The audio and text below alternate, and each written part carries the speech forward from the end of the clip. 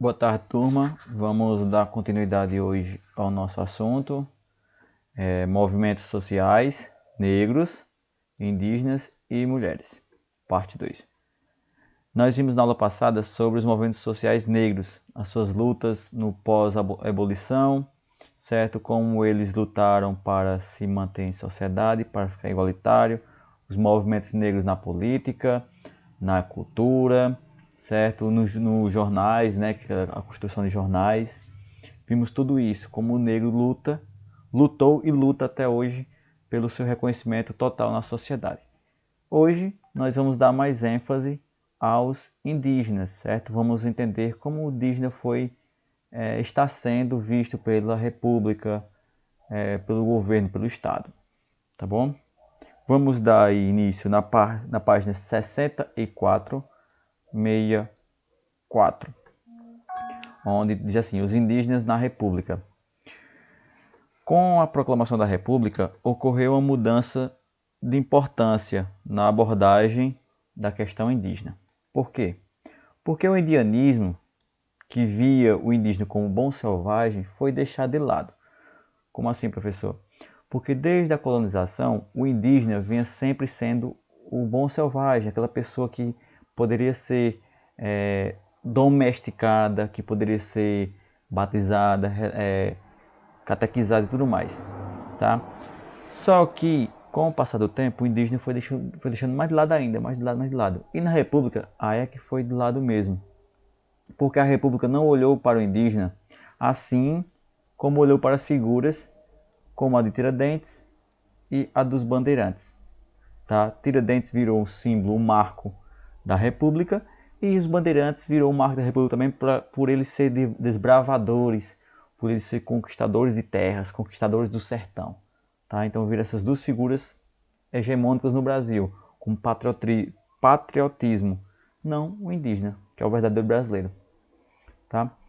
E com o aumento das fazendas de café, as terras indígenas foram invadidas por quem? Pelos produtores, claro.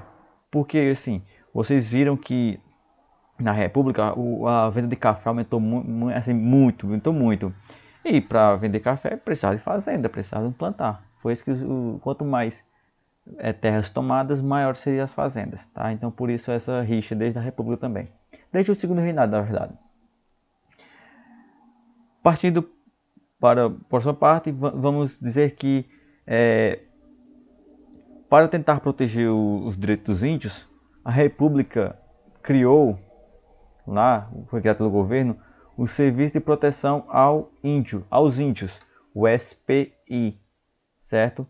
Em 1910, cuja função era prestar assistência aos indígenas, certo?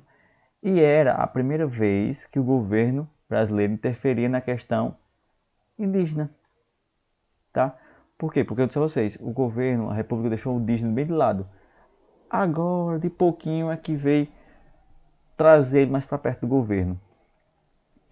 Pulando para o próximo tópico, na página 65, no Estado Brasileiro, povos indígenas e o Marechal Rondon, vamos ver o seguinte: por sua habilidade no trato com os povos indígenas do Mato Grosso, o Marechal Cândido Rondon foi convidado para dirigir o SPI, para ser presidente lá do SPI, dessa coisa. Por quê? Porque vejamos na foto aí na página 65, onde ele está bem amigável com os indígenas, com os selvagens, tá? Selvagens dito eles. E a principal meta do SPI era a integração total do indígena na nação brasileira, ou seja, trazê-lo para a sociedade, socializar o indígena. E para isso, Rondon propôs 3 passos, certo? Primeiro, atrair o índio, atração. Segundo, pacificar. Terceiro, civilizar. Esses eram os 3 passos fundamentais, segundo Rondon, para trazer os indígenas aqui para a nossa sociedade. Trazer e juntar com a civilização da República. Ok? E essa visão esteve presente também no Código Civil de 1916, que definiu o indígena como um ser incapaz. Ou seja, não podia se defender, não conseguia usar seus direitos. Mas o marco legal da questão indígena na Primeira República foi a Lei número 5.484 de 1928, que colocava o indígena como tutela do Estado. Ou seja, o índio agora seria obrigado que o Estado protegesse o índio. Tudo que o índio precisasse, quem tinha que prover era o Estado. Estava sob guarda do Estado, sob tutela do Estado. E então, pulando para o próximo tópico, na página 66, veremos o tópico seguinte: os indígenas na Era Vargas. Nos anos de 1930 e 1940, uma onda de nacionalismo atravessou o continente americano e levou a uma revalorização da figura do indígena em vários países, entre os quais México, Brasil estão os principais. Por quê?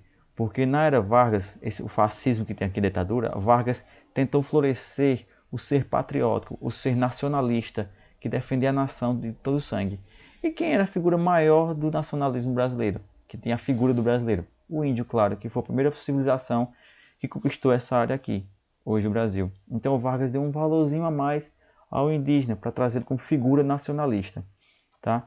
E esse novo olhar ajudou os indígenas a ganhar mais direitos, que foram concedidos na Constituição de 1934, com o artigo 129 da Constituição, que dizia: será respeitado a posse de terras de civícolos que nelas se achem permanentemente localizados, sendo-lhes, no entanto, vedada aliená-los. Ou seja, o que isso quer dizer? O índio ele tem direito àquelas posses, que diz assim: essas terras aqui são minhas. Eu nasci aqui, minha tribo é daqui e tudo mais. Beleza, pronto. A terra é dele lá. Ninguém mexe. Mas ele também não pode vender, não pode emprestar, não pode fazer nada. A terra é dele. Ele vai sobreviver naquela terra. Tá bom? Ou seja, aliená-las. Certo?